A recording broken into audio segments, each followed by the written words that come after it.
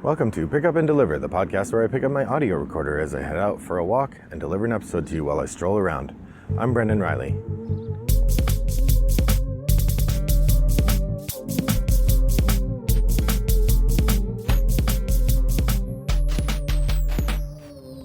Well, good morning, listeners. It is a crummy day here in suburban Chicago. The weather is gloomy, I would say, overcast, although I am seeing hints of blue through the cloud cover, so it's not entirely overcast the way it first appeared to be to me. So maybe that means we're not entirely going to see an overcast day. Maybe we will get a little bit of sun. Interesting. It did rain just before I head out, so hopefully that's the last of the rain and the rest of this walk will be rain-free. Again, we shall see. So I have had a chance in the last couple weeks to play a number of narrative mystery or puzzle games, and so I thought it would be fun to return to that format and talk a little bit about the different types of narrative, mystery, and puzzle games that there are, especially including some of the new ones that I've encountered. Now I am going to, by way of this, I'll be doing sort of 4 quick responses to some of the games. Again, these aren't reviews, they're probably closer to the shooting from the hip model, but I'm not going to call this a shooting from the hip episode because I'm not really reviewing these in the same way. I'm going to talk about 4 of them, and I'm more interested in the format of the one-play game. So, first off, what do I mean when I say a one-play game? What I mean is a game where the game is heavily narrative or puzzle focused in a way that playing through a second time dramatically decreases the enjoyment that the game offers. Now, there are some liminal games in this space that maybe work that way and maybe don't. Probably the best example would be Arkham Horror, the card game.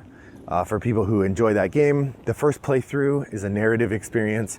After that, it's a puzzle. How do you build the best deck to deal with the kinds of things you're going to face in this campaign, and how do you make your way through the campaign with as much success as possible? So playing multiple times gives you more insight into the game, and because you're not really trying to solve a mystery so much as work your way through a puzzle, Arkham Horror fits in a slightly different space than some of these other games.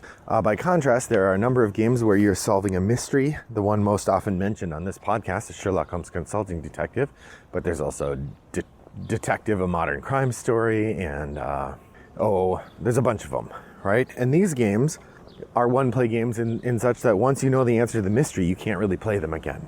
And then on the other side, you have puzzle games where either because you'll know the answers to the puzzles or because you destroy the game while you play it, you can't really play your way through a puzzle game again. And that would be like Exit or Unlock.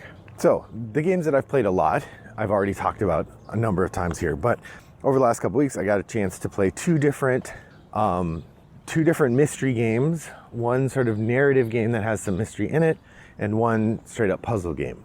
So I'm going to talk about them in that order. First, the mystery games. The first one I got to try is the Bureau of Investigation, Investigations in Arkham and other places. So the Bureau of Investigation is a spin-off series from Space Cowboys designed around the Sherlock Holmes Consulting Detective model.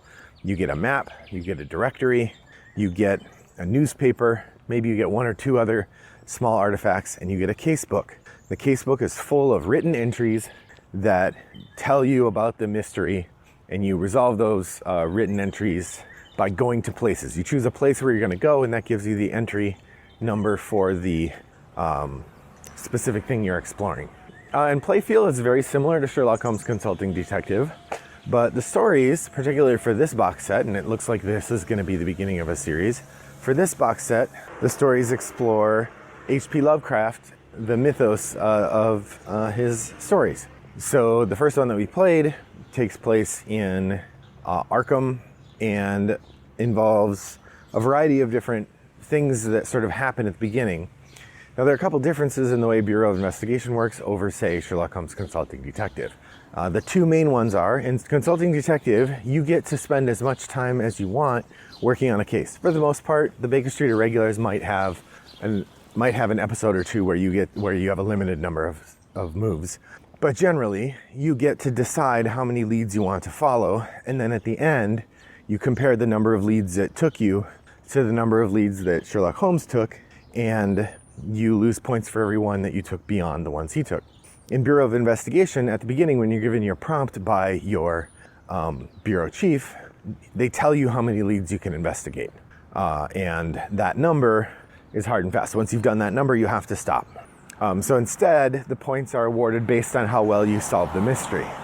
Now, narratively, you are like a special branch of the FBI that has been created after the events that happened in Shadow over Innsmouth. And they don't say it out loud that way, but it's clearly the stuff that happened in Shadow over Innsmouth, and then after that, the Bureau of Investigation was created, and you are pursuing those mysteries. So at the end, when you get to the solution, in Sherlock Holmes, you get a bunch of questions you have to answer. In Bureau of Investigation, you have to pick 3 locations where you're going to intervene, and that's where you get your points. Did you pick the correct locations to intervene? And you get the impression from, I did not read the rulebook, the answer key very carefully on the first play, but you get the impression that there are more than 3 where you could intervene and get points, but there are 3 best ones where you get the most points. In terms of writing and play style, very similar to Sherlock Holmes Consulting Detective. Enjoyable. The theme is a little bit less so because, Sherlock Holmes is such a classic and delightful theme that using the sort of H.P. Lovecraft light story isn't quite as good. There were moments of really good writing, though, that I enjoyed quite a bit. Well, I just walked past a house that's under construction here in my neighborhood, and goodness sakes, it looks like a church. It is long and narrow with a ridged roof, and it's very tall. If I didn't know that it was a single-family home, I would think someone was building a church in my neighborhood. So make of that what you will. H.P. Lovecraft would see something sinister in it. So that's Bureau of Investigation. Enjoyable if you're really into Sherlock Holmes Consulting Detective stories, as much more for the mystery than for the theme. This is right up your alley. There are only 5 cases in the box as opposed to the 10 that you get with Sherlock Holmes. I think this was maybe a little cheaper. I think Sherlock Holmes retails for $50 and this was $40, but still significant downgrade in the number of cases you get, which actually puts it more in line with the kinds of things you'd expect from this size game. 4 or 5 mysteries is a lot, given that, unlock or exit is $15 for 1 mystery. So that's Bureau of Investigation from Space Cowboys. Next up, we have Mortem, Medieval Detective. This is published by Arcane Wonders. It is picked up from a Russian publisher. And this is a narrative choose-your-own-adventure style game in which you have a bunch of characters who can do one of 3 different actions. They can search, they can, it's not called fight, but basically fight, or they can stake out, I think are the 3. And what you're doing is you have this, like I said, you have this crew of people and you are exploring this town to try and solve a mystery. And as you explore the town, basically you go from location to location. Whenever you go to a location, then you get a card out of this big deck of cards and it tells you what you find there. And usually the card ends with a series of things you could do. And if you choose to do them, then you are going to take different cards out of the deck. It's all card driven. And basically every time you pull a card out of the deck, it's going to have little hourglasses on the top and you're going to use up time. And you only get a certain amount of time to do the adventure. So far it sounds a little bit like Sherlock Holmes Consulting Detective. Here's a couple things that make it pretty different. 1, this is a fantasy story in a sort of D&D Magic Light kind of place. 2, you have a bunch of different things you could do. There's the big story deck, and then there are 3 smaller decks with numbered cards that allow you to do other things. So like if you choose to search a location, then you get that card out of the searching deck and you learn something else. If you choose to fight at a location, then you get that card out of the fighting deck and you learn something else. You have a limited number of these tokens that you can use, and the characters that you take determine which things you can do. There's also a timing element where, like, if you're going to search the hotel, you decide you want to search the hotel, it puts down a search token 3 time units ahead of where you are, and you can't do anything at the hotel in that time. You also use 1 character at a time to do these things, and so over the course of the game you get a variety of different reactions. We've played 2 of the 4 mysteries so far. Are there 3 or 4? Maybe just 3. We've played 2 of them so far. It's been interesting. The writing is pretty good. The characterization is a bit limited. You have 3 guys and 1 gal you can be. All the characters are sort of look white European in their aspect. Like I said, the narrative is interestingly written. The first mystery was pretty good. The clues were there, although I don't think we solved it, which is also true of the Bureau of Investigation. We did not solve that one as well as we could have. I would say the biggest downside is it really is a very limited scope of gameplay. The person who sold it to me said it was about 8 hours, and that's basically 2 to 2.5 hours per case for 3 cases. It's really very limited in play, but an interesting game. This is definitely one, if you get a chance to borrow it from somebody, I would recommend. I don't know that I would pay full price for it right now, but I did, and we've been enjoying it so far. That's Mortem Medieval Detective from Arcane Wonders. All right, the last 2 games I wanted to talk about push open this space a little wider, and I think make it interesting. So this one is kind of a throwback. This is called Crimes and Capers: High School Hijinks. Now the box of this looks like if you made Saved by the Bell, the board game. That's what this would look like. It's all these 1980s Day-Glo colors and styles. And inside the box is essentially the old style murder mystery dinner party game. You have a host introductory letter which tells you how to set up the event. It urges you to have a theme night, to make a playlist, to have people dress up as their characters. And then when people arrive, you take turns reading from your character book to everybody so that everybody gets all these different clues about what's going on. And then the game allows you as a group to investigate different things, and those different investigations will give you additional clues and ideas. And your goal is to figure out who committed the crime. And the game gives you lots of little pieces of information that you can use to decide whether your ideas are right or not. We'll say we lost this one, but it was pretty fun. And especially if you can lean into the 1980s theme, and if you can get 6 people so you can have all the characters represented, it really is quite a treat. So that is Crimes and Capers: High School Hijinks, released by Renegade Games. It is a mystery game, but very different than the other ones that I've been talking about, particularly in that you each embody a role. It's the closest thing I've seen to one of those murder mystery dinner party games played. Finally, we have this game called Trapped Bank Job. Now, we had access to this because a friend of mine went to an escape room in Glasgow that had the name Trapped, and this is their branded home escape room product. The bank job, you'll never guess it, a group of criminals working on robbing a bank. And so here's what makes Trapped really interesting as an escape room experience. When you open up the box, instead of just getting 1 or 2 envelopes or 1 or 2 cards, instead you get this big pile of things that all have instructions on them, and they have you set up the room as very much in the style of an escape room. So one of the clues says, put this on a wall near the door. Another clue says, put these on the floor spread out. Or another thing has you put a bunch of things on the floor. Another thing has you hide a thing. So you kind of set up this room you're in as though it's an escape room. And then to play, you have to go around and gather stuff like you would in a real physical escape room. And the puzzles in the game were relatively easy. The game gives you an hour to play. We finished in about 35 minutes. But it really did make the overall experience pretty great. So the puzzles were really easy, but the experience of playing it was pretty neat because it came the closest that I've experienced to simulating the escape room experience in your home, because it actually does have you treat your room like it's an escape room.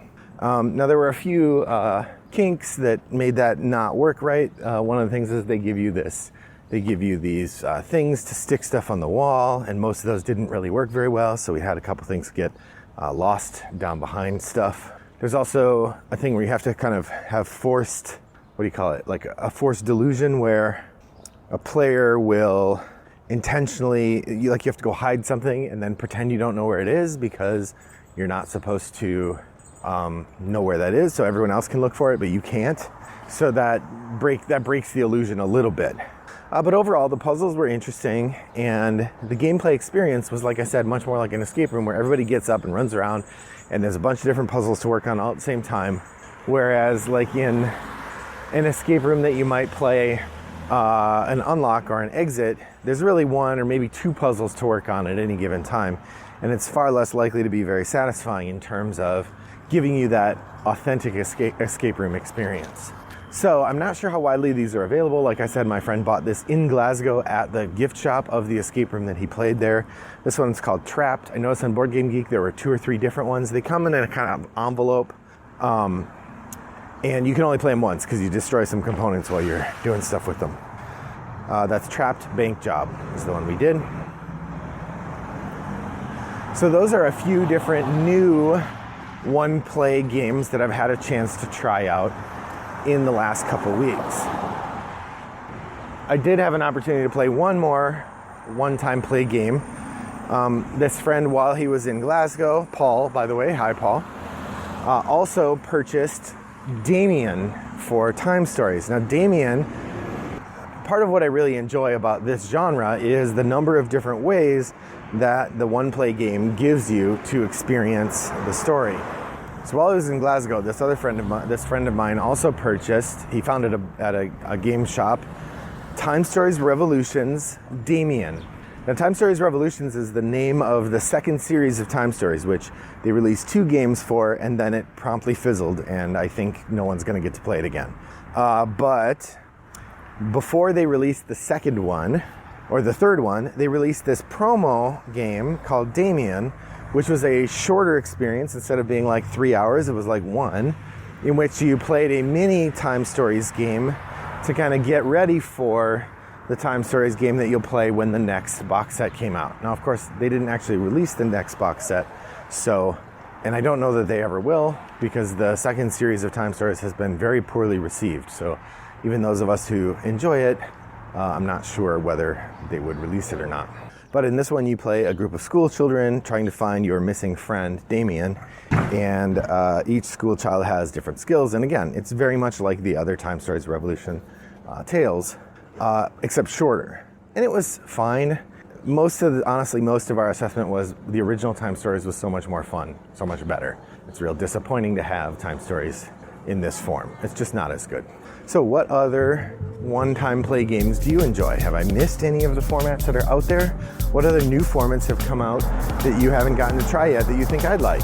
I'd love to hear about them over in Board Game Geek and Guild 3269, where we can talk about this sort of thing. Thanks for joining me on my walk today. I hope that your next walk is as pleasant as mine was. Bye-bye.